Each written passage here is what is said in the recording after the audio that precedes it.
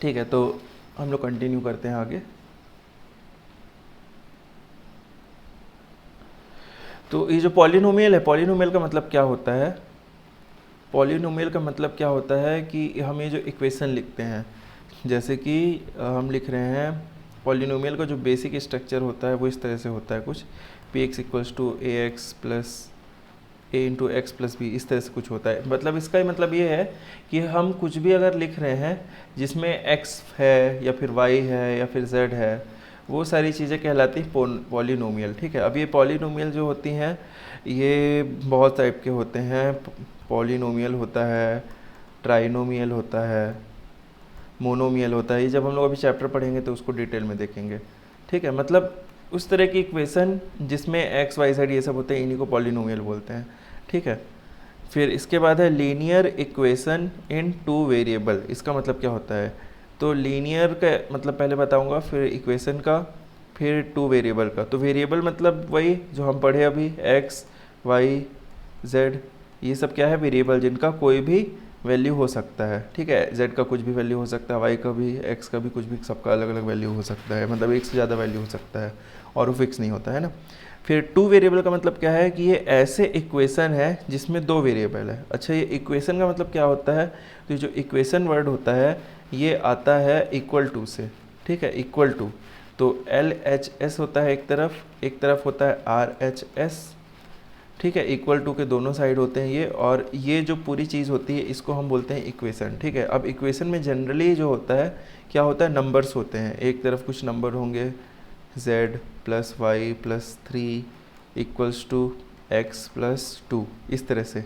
तो ये क्या है? ये आपका एक इक्वेशन है। ठीक है, हैंड राइटिंग छोटा तो नहीं लग रहा है? दिख रहा है सबको अच्छे से?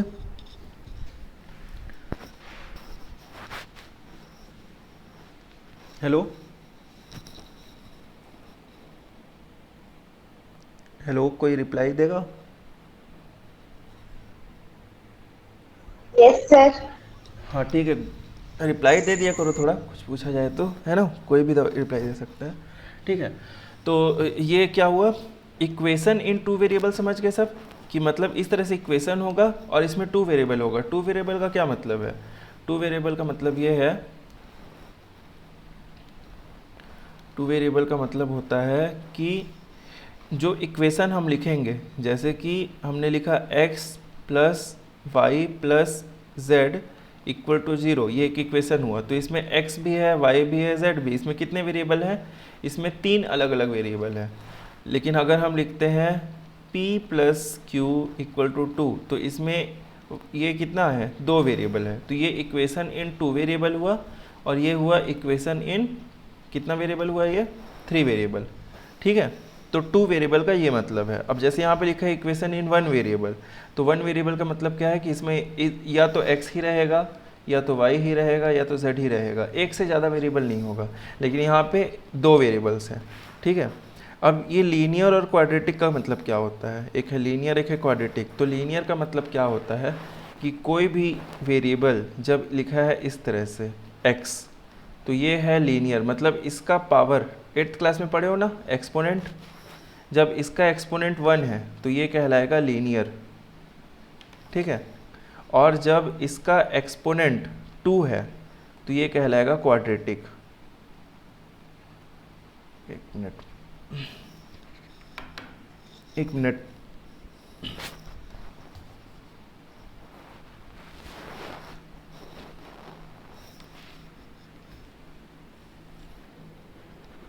एक मिनट थोड़ा रुकना।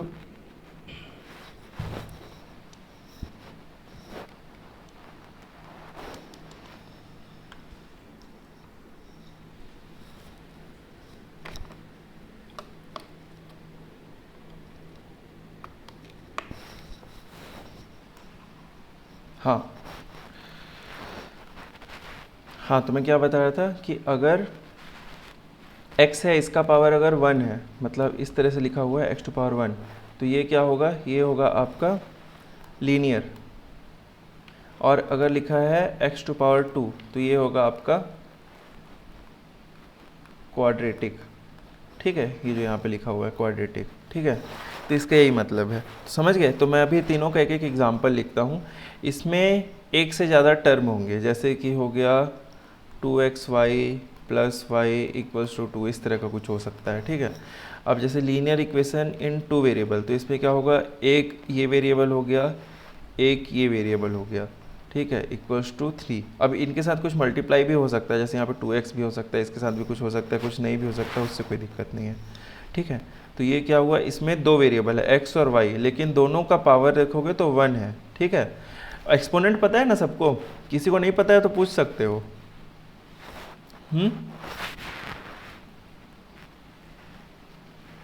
ऋषभ,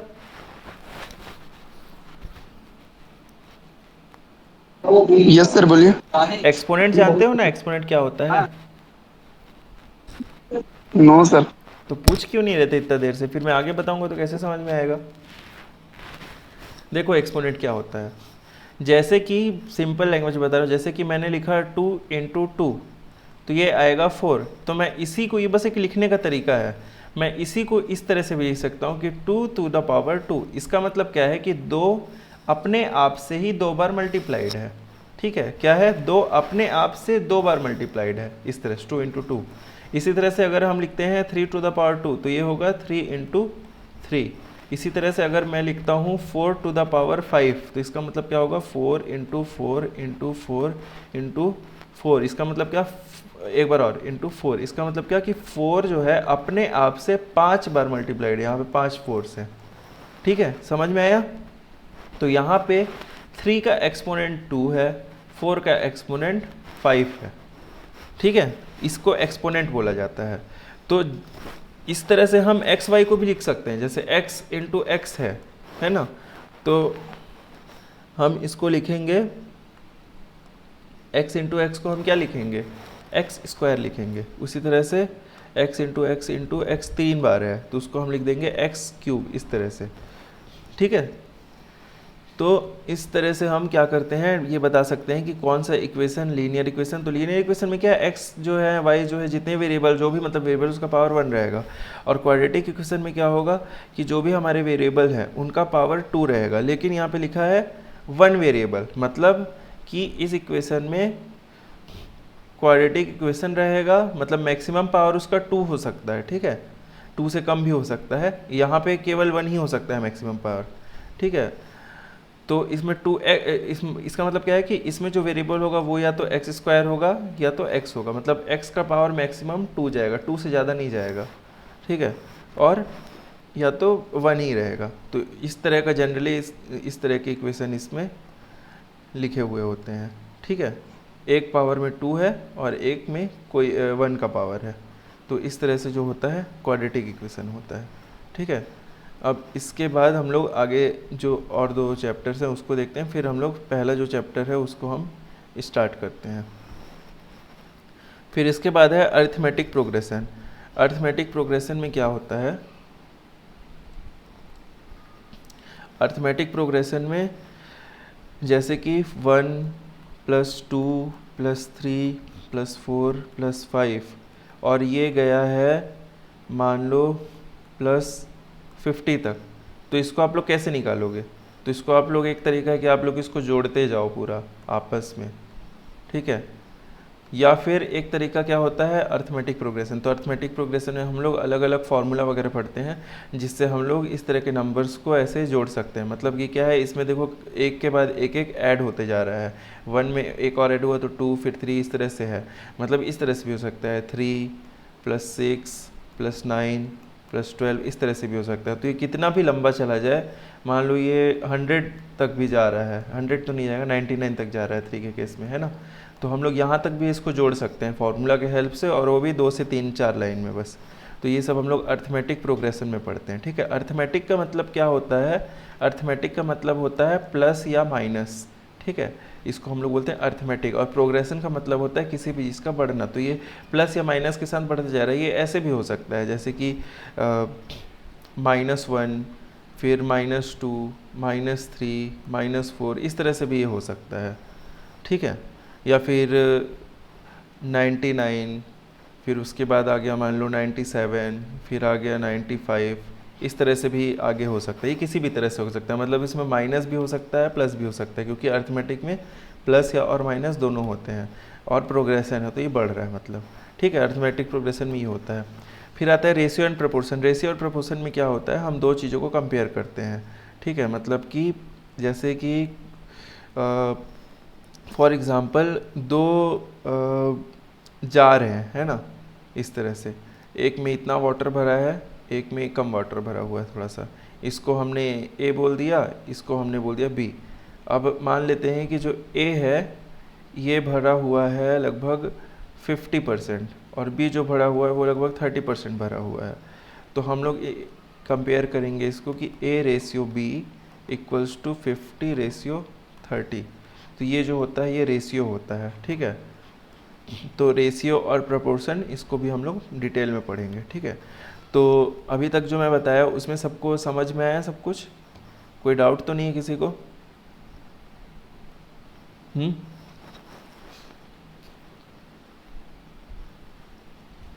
समझ में आया सबको सब कुछ?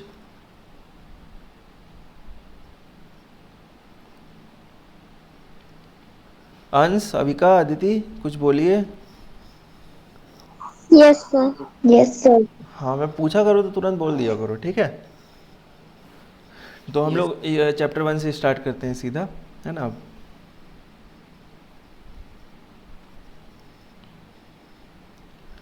तो ये आपका पहला चैप्टर है पॉलिनोमियल, ठीक है। पॉलिनोमियल में देखो क्या लिखा है, हम लोग को बुक बाय बुक एक एक चीज़ पढ़ना है ना। मैथ्स में आप लोग क्या करते हो, आप लोग फॉर्मूला पढ़ते हो, फिर आप लोग कहाँ जाते हो, सीधा आप लोग जाते हो यहाँ पे, ठीक है। ये पहला क्लास इसलिए मैं आप लोग को पढ़ के बता रहा हूँ, ठीक है। आगे वाले क्लास में मैं जो मेन चीज़ें उनको डिस्कस करूँगा, लेकिन आप लोगों को अपने से सारी चीज़ें करनी है। आप लोग क्या करते हैं, सीधा इधर ही जो क्वेश्चंस दिए गए हैं यहाँ पहुँच जाते हैं, ये यहाँ एक्सरसाइज में पहुँच जाते हैं। और फिर आप लोग क्या होता है कि ज़्यादातर क्वेश्चन बनते हैं लेकिन कुछ कुछ क्वेश्चन में कन्फ्यूज़न होता है, तो वो अच्छा एक बार ये रहेगा कि आप जो कर रहे हो, आप अगर डायरेक्ट क्वेश्चन करने जाओगे तो आप ये बस समझोगे कि आप सॉल्यूशन कैसे निकाल रहे हो, आप क्या पढ़ रहे हो उस चीज़ को, आप जो बाकी चीज़ें पढ़ रहे हो उससे कैसे जोड़ना है वो आप नहीं समझ पाओगे, ठीक है। लेकिन अगर आप इसको भी पढ़ोगे थोड़ा सा टाइम निकाल के, बस एक बार रीडिंग करो और मेन चीज़ अंडरलाइन करो, ठीक है। जैसे हमारे पास सबसे पहले क्या लिखा हुआ है अभी यहाँ पे हमारे पास लिखा है इंट्रोडक्शन, ठीक है। अब हम इसका इंट्रोडक्शन देखेंगे अगर, तो इन द एक्सप्रेशंस, एक्सप्रेशन मतलब क्या, ये जो हम लिखे हैं, देखो इसको यहाँ पे एक्सप्रेशन लिखा है, मैं जब लिखा था तो इक्वेशन बोल रहा था। देखो एक्सप्रेशन और इक्वेशन में क्या अंतर है, अगर x+2 लिखा हुआ है तो ये एक एक्सप्रेशन है, लेकिन हमने यहाँ पे एक इक्वल टू लगा दिया और इक्वल टू के इस साइड कुछ भी लिख दिया, जैसे 6 लिख दिया, तो ये पूरा एक इक्वेशन हो गया, ठीक है। तो ये क्या है, expression. In the expression 3x² + 7x - 2 x² - 1/2x + 3 and y³ - √2y² + 3y - 7। इनमें क्या है, ये जो जितने भी एक्सप्रेशन है क्या लिखा है, the exponents of each variables expressed in letters, ठीक है। अभी क्या, ये देखो ये भी बता रहा है कि जो वेरिएबल है वो किस में एक्सप्रेस किया गया है, लेटर्स में। लेटर क्या है, x, ठीक है, और y। तो ये जो एक्सप्रेस किया गया है वेरिएबल, इन सभी का क्या एक्सपोनेंट, एक्सपोनेंट क्या हुआ, जैसे y का एक्सपोनेंट यहाँ पे 3 है, इस वाले y का एक्सपोनेंट क्या है 2 है, इस वाले x का एक्सपोनेंट क्या है 2 है। तो क्या बोल रहे हैं, जितने भी एक्सपोनेंट हैं आर होल नंबर्स, ठीक है। देखो ये एक्चुअल वो है, are whole numbers. This type of expressions are known as polynomials. तो ये क्या बताया कि ऐसे एक्सप्रेशंस जिनका वेरिएबल है, जो जिनमें उनका जो पावर है यानी कि जो एक्सपोनेंट है वो होल नंबर है। अब होल नंबर क्या होता है, होल नंबर 9th क्लास के फर्स्ट चैप्टर में आप लोग अगर पढ़े होंगे तो याद होगा, 0 1 2 3 4 अप टू जहाँ तक आप काउंट कर सकते हो, इसको होल नंबर बोलते हैं, ठीक है। मतलब आप KG 1 KG 2 में क्या पढ़ते हैं, 1 2 3 4 5 6, इसमें आप बस 0 को ऐड कर लीजिए, ये पूरा नंबर का कलेक्शन क्या कहलाता है, होल नंबर कहलाता है, ठीक है। अभी मैं ये वाला एक एक्सप्रेशन है इसको लेके आपको बता रहा हूँ कि इसमें देखो एक पॉलिनोमियल में हर टर्म में वेरिएबल होता है। जैसे यहाँ पे 2 आप देख रहे हो तो 2 में आपको कोई वेरिएबल नहीं दिख रहा है, लेकिन है, कोई बता सकता है कैसे। जैसे ये लिखा है 3x² + 7x - 2, ठीक है, ये एक्सप्रेशन जो है इसमें यहाँ पे x वेरिएबल है, यहाँ भी x वेरिएबल है, यहाँ पे भी x वेरिएबल है। बताओ कैसे, कौन बताएगा, जल्दी बताओ।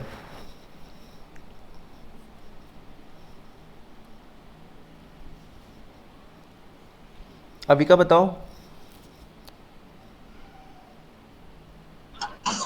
सर नहीं पता सर। अंश, x का पावर 0 होगा। वेरी गुड, x का पावर 0 होगा। ठीक है, ये x पावर 0 का क्या मतलब है, देखो जैसे मैं बताया था अभी कि 2 इंटू 2 हम लिख रहे हैं, तो 2 अपने आप से 2 बार मल्टीप्लाई हो रहा है, तो हम इसको इस तरह से लिख रहे हैं। लेकिन अगर 2 का पावर 0 लिख रहे हैं, इसका मतलब क्या कि 2 अपने आप से एक भी बार मल्टीप्लाई नहीं हो रहा है। तो जब कुछ 2 एक बार भी मल्टीप्लाई नहीं हो रहा है तो वो वहाँ पे 1 बसाएगा।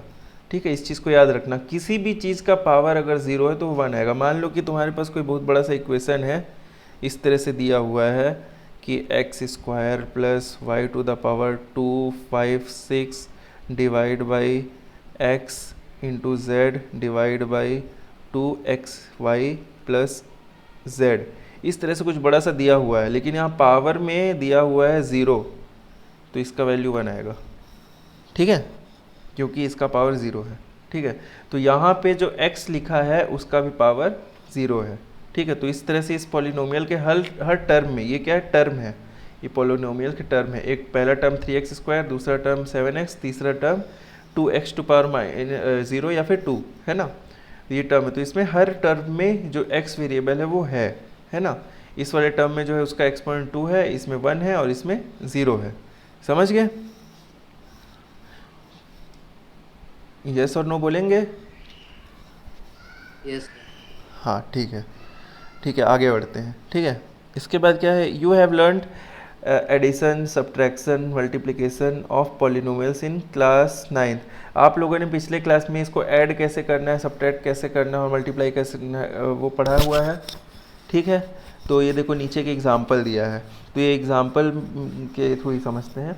इसमें जैसे देखो x+3 और x+4 को ऐड किया है, तो देखो ऐड या सब्ट्रैक्ट करने का सबसे अच्छा तरीका मैं बता रहा हूँ, जो इक्वेशंस है ना, ये जितने भी मतलब वेरिएबल वाली चीज़ें होती हैं, इनमें जो भी ऑपरेशन होगा या तो प्लस होगा या तो माइनस होगा या तो मल्टीप्लाई होगा या तो डिवाइड होगा। अब इसको एग्जीक्यूट करने के लिए ना आप प्लस माइनस को एक ग्रुप में रखो और मल्टीप्लाई डिवाइड को एक ग्रुप में रखो। वो क्यों मैं बता रहा हूँ। जो प्लस या माइनस होगा ना, उसके लिए कंडीशन क्या है कि एक्सपोनेंट सेम होना चाहिए। ठीक है, एक्सपोनेंट सेम होना चाहिए हमेशा। ठीक है, और इसके लिए क्या है कि इसके लिए ये मैटर नहीं करता, मतलब एक्सपोनेंट कुछ भी हो सकता है। ठीक है, एक्सपोनेंट सेम नॉट रिक्वायर्ड। ठीक है, अब इसका क्या मतलब है कि जैसे कि हमें यहाँ पे देखो जोड़ना है x+3 और x+4 को, तो यहाँ पे देखो कि x का पावर भी 1 है और इस वाले x का पावर मतलब एक्सपोनेंट भी 1 है, तो इसलिए ये दोनों जुड़ जाएंगे। ठीक है, लेकिन जैसे कि अगर आप चाहो x² + x को जोड़ना तो ये नहीं जुड़ेगा, क्योंकि यहाँ पे एक्सपोनेंट 2 है और यहाँ पे एक्सपोनेंट 1 है, इसलिए ये दोनों आपस में कभी नहीं जुड़ेंगे। ठीक है, और मल्टीप्लाई के केस में ऐसा नहीं है। जैसे अगर आप मल्टीप्लाई करोगे x² को x से तो वो आएगा x³। ठीक है, दोनों का पावर ऐड हो जाएगा। ठीक है, तो मल्टीप्लाई के लिए ये चीज़ ज़रूरी नहीं होती है, ये चीज़ ज़रूरी होती है किसके लिए, प्लस माइनस के लिए। अगर ये चीज़ आता है तो बताओ मैं स्किप कर सकता हूँ, नहीं आता है तो फिर मैं बताता हूँ। आता है ये चीज़ कि मतलब समझना है ये चीज़ कि इसको मैं स्किप कर लूँ, ये जो इसको प्लस कैसे करना है, माइनस करना है, मल्टीप्लाई डिवाइड, जल्दी बताइए। बता दीजिए सर। बता दें, ठीक है। तो ये समझ में आया, एडिशन और माइनस करने के लिए क्या होना चाहिए, पहले तो ये एक्सपोनेंट सेम होना चाहिए। उसके अलावा जो दूसरा चीज़ क्या ध्यान में रखना है कि एक ही मतलब वेरिएबल सेम होना चाहिए। ठीक है, वेरिएबल सेम।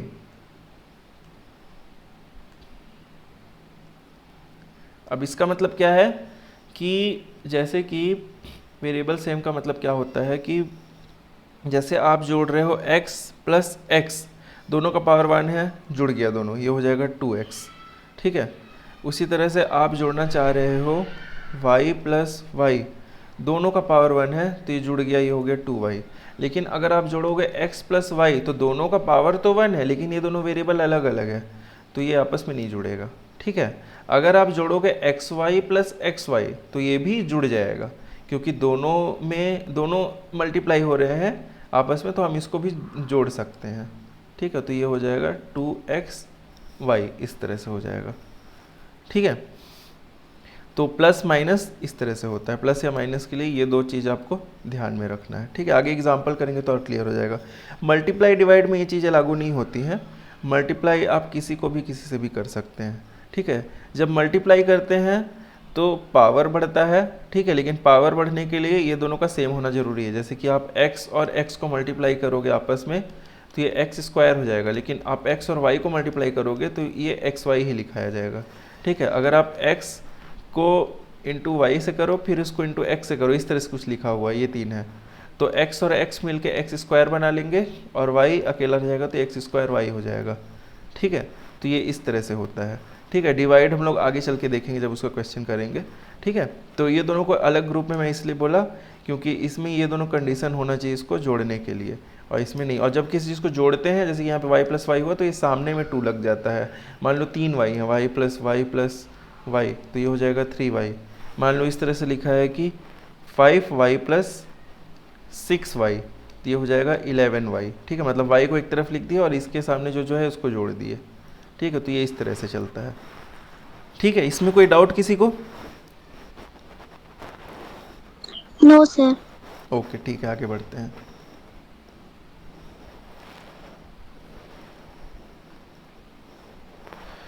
फिर देखो यहाँ पे जैसे ये क्वेश्चन है, subtract x square plus x minus 2 from the polynomial. ये इसको एक बार जल्दी से करो सब अपनी कॉपी में, मेरे को आंसर बताओ। मतलब सॉरी, इसका तो आंसर बन गया है, मैं दूसरा क्वेश्चन दे रहा हूँ उसको करो, है ना, ये तो सामने दिया हुआ है। मैं आपको दूसरा क्वेश्चन दे रहा हूँ उसको करके बताओ। यही क्वेश्चन है, इसमें कर लेते हैं x square plus 2x minus 3, इसको आप चेंज कर दो बस, ठीक है। मतलब आपको क्या करना है, इसको सब्ट्रैक्ट करना है, इसको माइनस करना है इससे, ठीक है। मतलब पहले ये आएगा फिर माइनस फिर ये वाला लिखना है, करके बताओ क्या आंसर आएगा।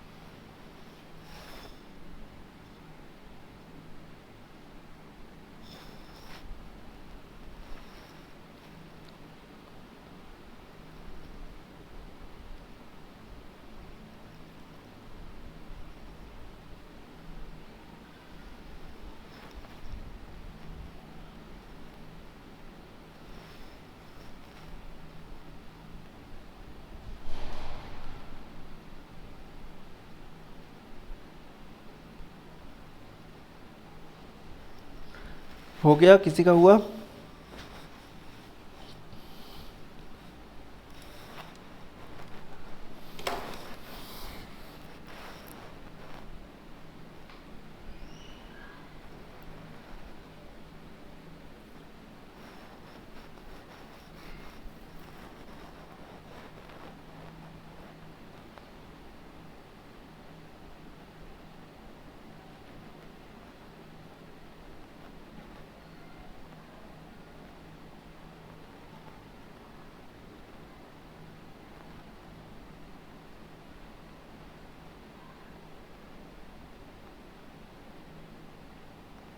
हो गया अंश?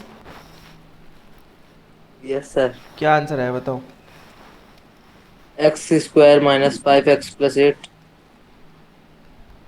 चलो एक बार चेक करते हैं, बाकी सबका हुआ?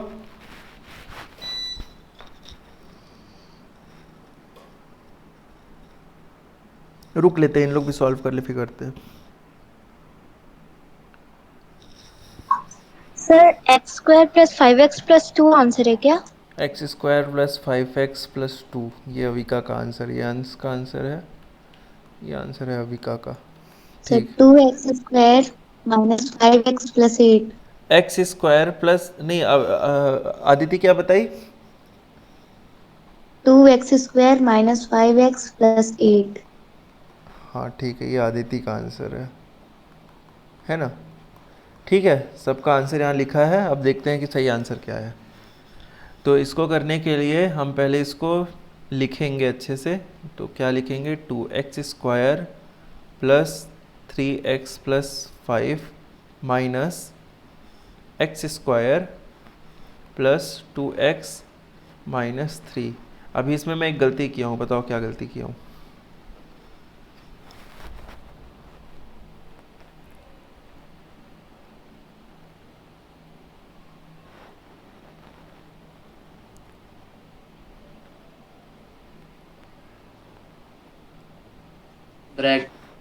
Bracket, very good.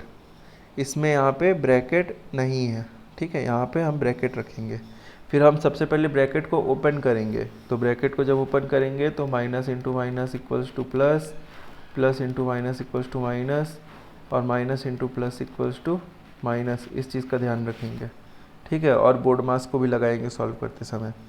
तो पहले ब्रैकेट खोलेंगे तो हो जाएगा 2x square plus 3x plus 5 minus minus x क्या है? प्लस है, तो माइनस इंटू प्लस हो जाएगा माइनस एक्स स्क्वायर, फिर माइनस इंटू प्लस हो जाएगा माइनस 2x, और ये माइनस इंटू माइनस हो जाएगा प्लस 3। अब इसके बाद क्या करना है, क्योंकि यहाँ पे देखो हम क्या कर रहे हैं, सबको प्लस माइनस कर रहे हैं। तो मैंने क्या बताया था कि जब भी हम प्लस या माइनस करेंगे तो क्या करना है, जो भी वेरिएबल होंगे हमारे उनका सेम पावर होना चाहिए, है ना?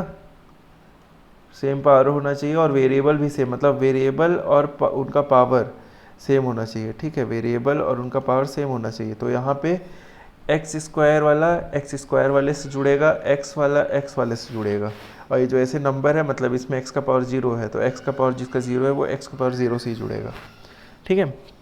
तो 2x स्क्वायर, और फिर इसके सामने माइनस लगा है तो ये माइनस होगा, या फिर इसको ऐसे भी ले सकते हो प्लस माइनस एक्स स्क्वायर, एक ही बात है। तो ये खुल के 2x square minus X square ही हो जाएगा, ठीक है। मैं इसको वैसे ही लिख देता हूँ, ठीक है।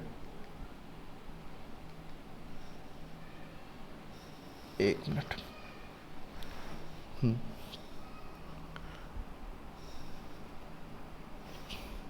तो इसको लिखेंगे 2x square minus X square, ठीक। ये हो गया, ये दोनों, ठीक है। एक ये वाला हो गया, एक ये वाला हो गया। इसके बाद क्या है नेक्स्ट? 3x प्लस 3x, और ये फिर इसके बाद क्या है? x वाला कौन सा टर्म है यहाँ पे? x वाला जो दूसरा टर्म है वो क्या है? ये 2x है ना। तो 2x के आगे क्या लगा है? माइनस, तो इसके बाद हम लोग क्या लिखेंगे? माइनस 2x, ठीक है। उसके बाद क्या बचा? प्लस 5 और प्लस 3, ठीक है। इस तरह से हो गया। अब इसको हम लोग क्या करेंगे? अब हम लोग इसको सॉल्व करेंगे, ठीक है।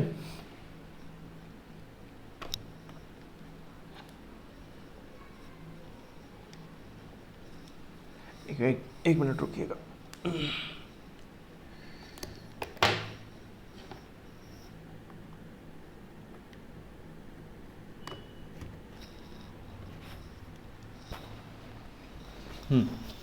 तो इसको सॉल्व करोगे, 2x square minus X square करना है, तो क्या करना है? दोनों सेम है, एक्स स्क्वायर और एक्स स्क्वायर।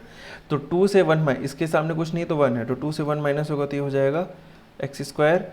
फिर उसके बाद क्या है? 3x और माइनस 2x, तो ये हो जाएगा प्लस x। 3 माइनस 2 कितना होता है? 1, तो 3 माइनस 2 1 बचा, तो प्लस x लिख देंगे, फिर प्लस 8। तो किसी का आंसर सही नहीं है, केवल ये वाला आंसर सही है, ठीक है। अंश का भी गलत है, अविका का भी गलत है, और आदिति का भी गलत है, ठीक है। तो हमें हमेशा बारीकियों पे नज़र रखना है, ठीक है। मैंने पहले क्या किया? पहले आपको छांटना सही से लिखना है, लिखने के बाद आपको ब्रैकेट को खोलना है अच्छे से ध्यान देके। फिर उसके बाद जो कॉमन टर्म्स हैं एक्स स्क्वायर वाले टर्म्स को एक साथ लिख दो, एक्स वाले टर्म्स को एक साथ लिख दो, और जो बाकी नंबर बच रहे हैं उनको एक साथ लिख दो। फिर उनको जो भी प्लस माइनस करना है वो सब कर दो। तो ये 3 स्टेप में हो जाएगा आपका, ठीक है। जैसे आप और भी क्वेश्चन करते जाओगे तो फिर वो आपके माइंड में भी होते जाएगा, ठीक है। समझ में आया सबको? सर लास्ट में 3x माइनस 2x, तो वो x क्यों आया? ये लिखा है 3x माइनस 2x, ठीक। दोनों में ये सेम है। 3 माइनस 2 करेंगे तो क्या आएगा? 1 आएगा, तो ये हो गया 1x।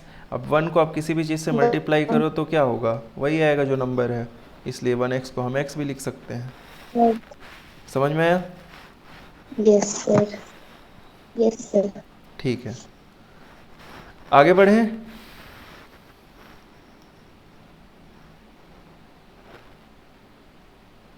आगे बढ़ें।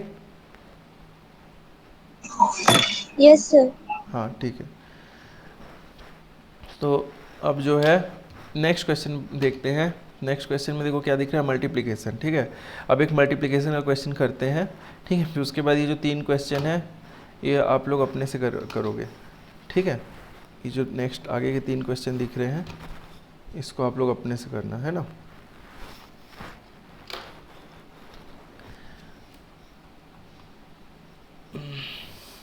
ये वाला क्वेश्चन करके देखते हैं, ठीक है।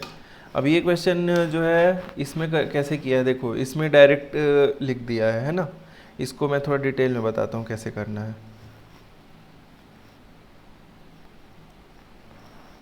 देखो सबसे पहले क्या है हमें इन दोनों को मल्टीप्लाई करना है, ठीक। तो इसको हम इस तरह से भी लिख सकते हैं, ठीक है, या फिर हम इसको इस तरह से लिख सकते हैं कि x + 5 ये ब्रैकेट मल्टीप्लाई फिर x - 7, ठीक है।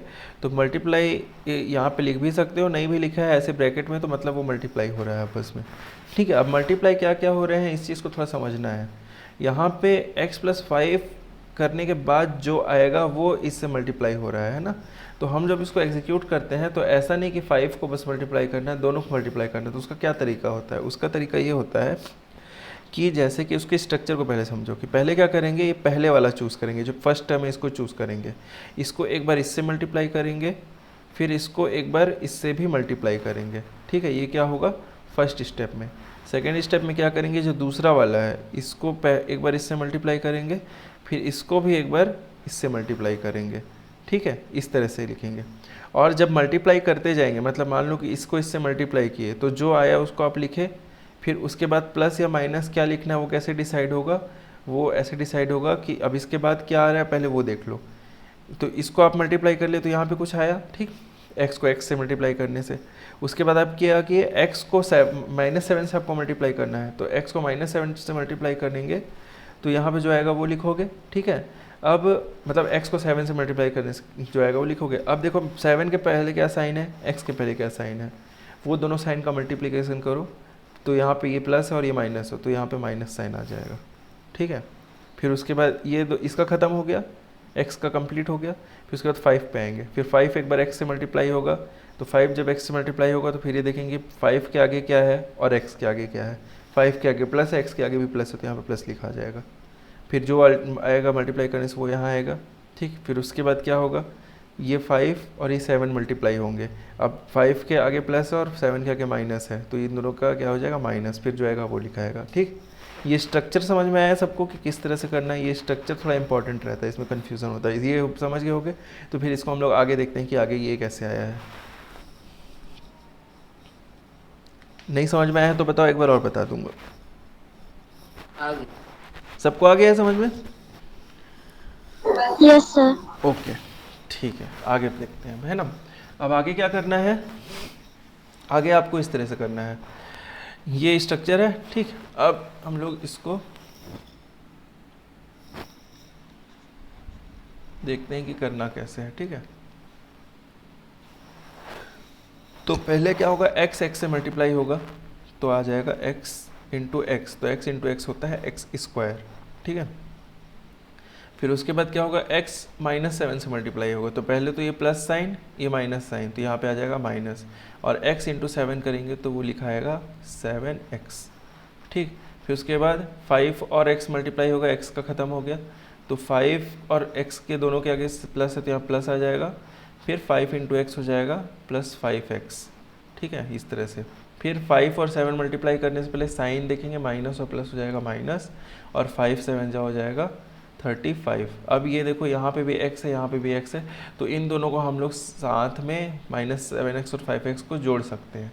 ठीक है, तो ये क्या हो जाएगा x², और ये -7 और ये +5 है, तो ये हो जाएगा -2, -7 + 5 -2 हो जाएगा, +35, सॉरी -35 है ना, यहाँ पे आ जाएगा -35।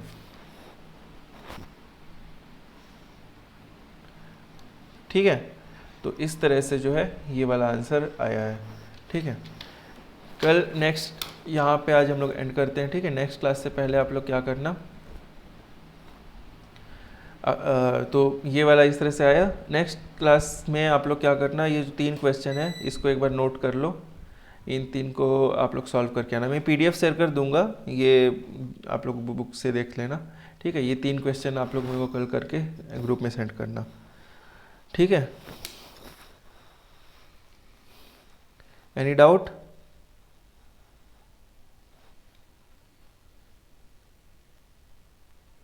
कोई डाउट नहीं है, एंड करें? Yes sir. ओके, ठीक है, ठीक है, तो कल 5:30 बजे रेडी रहिएगा।